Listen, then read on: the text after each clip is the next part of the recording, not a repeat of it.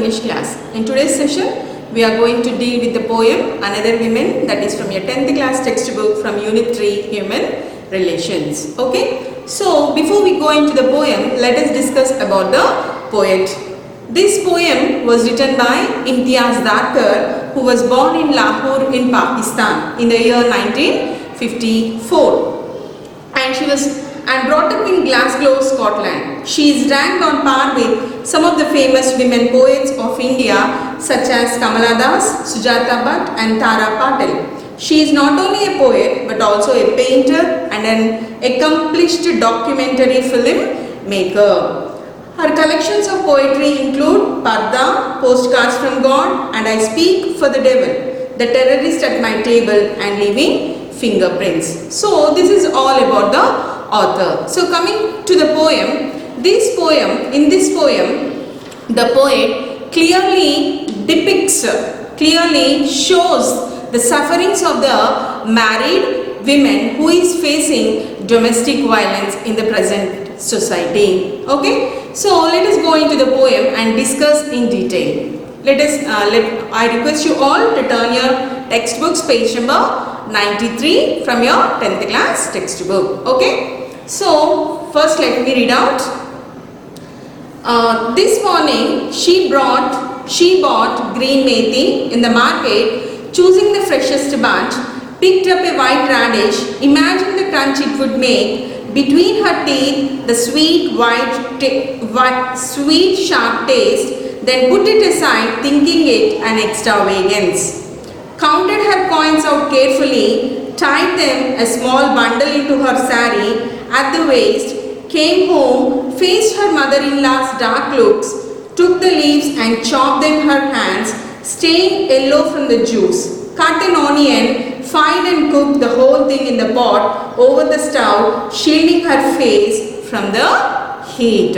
So in this poem, the women goes to the market. She went to the market and she bought a green methi. What is the meaning of methi? Methi is a fenugreek, which means we call it as mentikura in Telugu. Okay, so she went to the market and she brought a green methi, and in the market, choosing the freshest bunch among all the methi, she chose the freshest bunch, picked up a white radish just beside green methi. She also saw a white radish and she wished to buy the white radish by imagining its crunch it would make between her teeth, the sweet sharp taste. So she also wished to buy radish by imagining its sharp sweet taste and also the crunch it would make when we bite. So by imagining this, she felt that it was an extravagance. Why she felt that it was an extravagance? Do you think it is really an extravagance? No, not at all, right? Because in this poem, this woman is not having freedom. She is not having any freedom to spend money on the things which she like. Okay, so she felt that it was an extravagance.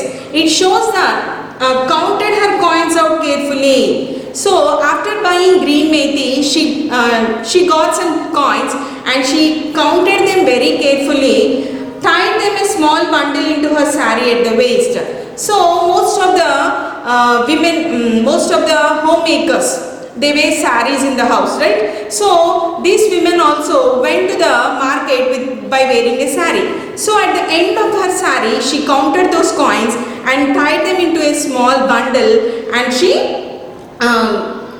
tucked that small bundle into her waist. Here, counted her coins out carefully. What does it mean? What does it suggest? It suggests that the women's poverty, right? This woman is not having any right, and it also tells us she is dependent on her mother-in-law and also on her husband, and that shows her poverty. Okay, so came home, faced her mother-in-law's dark looks. So when she came back, she faced her mother-in-law's dark looks. Here, what does dark look suggest? Anger of her mother-in-law. Took the leaves and chopped her hands, stained yellow from the juice, cut an onion, fine and cooked the whole thing in the pot. So she came home, she went straight into the kitchen, she chopped green methi and also onion, and she started cooking the whole thing in the pot over the stove, shielding her face from the heat. So here shielding means what? Protecting her face. Protecting her face not only from the heat but also from the harsh words that is being spoken by her mother-in-law. These are the daily sufferings that is being faced by her daughter-in-law. Okay, now let us discuss the second stanza. The usual words came and beat their wings against her. The money spent, curses heaped upon her parents who had sent her out to darken other people's doors. Here the usual words. What does it mean? Here the usual words means those are the words that is being spoken by mother-in-law. The mother-in-law never treats her daughter-in-law as her family member, okay, and also she always treat her daughter-in-law as her enemy, okay. So here the usual words means they are the daily curses that are heaped upon her daughter-in-law. So the usual words came and beat their wings against her. Against her means here her represents the daughter-in-law, okay. The money spent, curses heaped upon her parents who had sent her out to darken other people's doors. Here mother-in-law not only curses her daughter-in-law but also her parents for sending her to others' homes to darken their houses, to darken their home. Okay? Okay. Now let us discuss third stanza. She crouched as usual on the floor beside the stove. When the man came home, she did not look into his face nor raise her head but bent her back a little more. Nothing gave her the right to speak. Okay, so in the last stanza we have discussed that the mother-in-law always rebukes her parents and also her daughter-in-law for sending her to spoil their fortunes, right? So here in the third stanza it shows that see here, she crouched as usual. Crouched means what? She bent back. She bent back as usual on the floor beside the stove. So when she was cooking, she's making curry in the kitchen, right? So when she was cooking, mother-in-law started her cursing. So she crouched back. Here crouching tells us that she is very loyal to her mother-in-law and also she is ready to bear all the curses that is being heaped upon her. Okay, so it shows that the simplicity of the women. The women is very simple.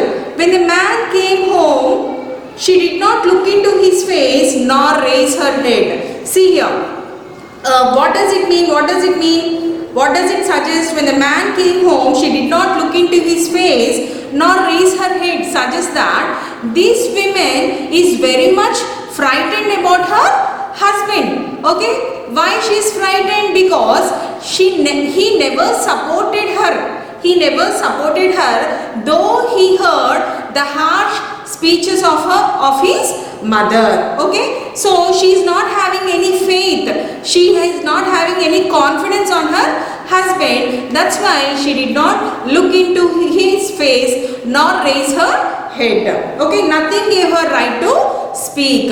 So she is not having any confidence. She lost all the faith in him and she felt that it is of no use to look into his husband's face. Okay, now let us discuss fourth stanza. All of you turn your textbooks.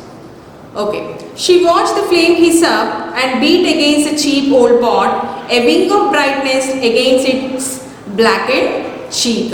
So she is not having any choice, right? She is not having any confidence on her husband. She lost all the faith on her husband. So what she is doing, just she is watching the flame hissing up. here the flame also suggests the harsh looks or the anger of the mother-in-law. Okay, and beat against the cheap old pot. Here cheap old pot resembles the another women in the poem. So here the anger or the harsh words that is being hissed upon the cheap old pot. That means the words that are being heaped by the mother-in-law is affecting the women in the poem. A wing of brightness against its blackened cheek. Here blackened cheek resembles the women in the poem. Okay, next stanza.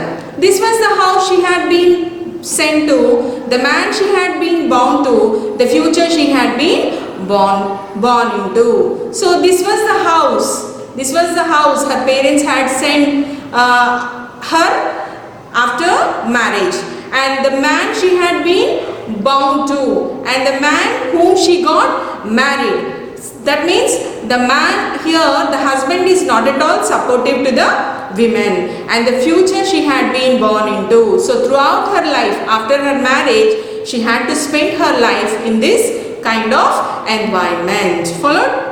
Okay, next stanza. So when the kerosene was thrown, just a moment of surprise, a brilliant spark, it was the only choice that she had ever known. Another torch blazing in the dark, another women, we shield our faces from the heat. So she has no choice. Okay, she has no, these are the regular sufferings of the women, of the women in the poem. So she decided, at the end, she has no other choice. She only decided to end her life, and she submits herself by throwing kerosene onto her body. So when the kerosene was thrown, just a moment of surprise, a brilliant spark, it was the only choice that she had ever known. Another torch blazing in the dark, another women, we shield our faces from the heat. So here these women in the poem is not having any, she is not having any choice left over. Only thing is she decided to kill herself. So she submits her to the fire by pouring kerosene on her body. Okay, so just a moment of surprise and brilliant spark. It was the only choice that she had ever known. She never imagined that she would end her life in the by throwing kerosene on her body. Okay, so another torch blazing in the dark. Here another torch means the another women also facing or blazing in the dark. Blazing means bright shine. It means she submitted herself to the fire. So she, another torch blazing in the dark, another women. Here another women resembles the whole women in the society. We shield our faces from the heat. Here we means who? We, the society, are turning our faces. We are least bothered about the situations that are prevailing in the society. Okay, we don't care about the things that is happening in the society. We shield our faces. We shield means we, society is shielding their, society is protecting their faces from the heat. Here heat means the harsh reality. What is the harsh reality? The women who committed the suicide. Not only these women, but also there are many women who is facing severe tortures by their husband and also by her mother-in-laws. So this is all about the poem Another Women, which resembles the whole women in the society who is facing the domestic violence in the present society. Hope you all have understood. Thank you all.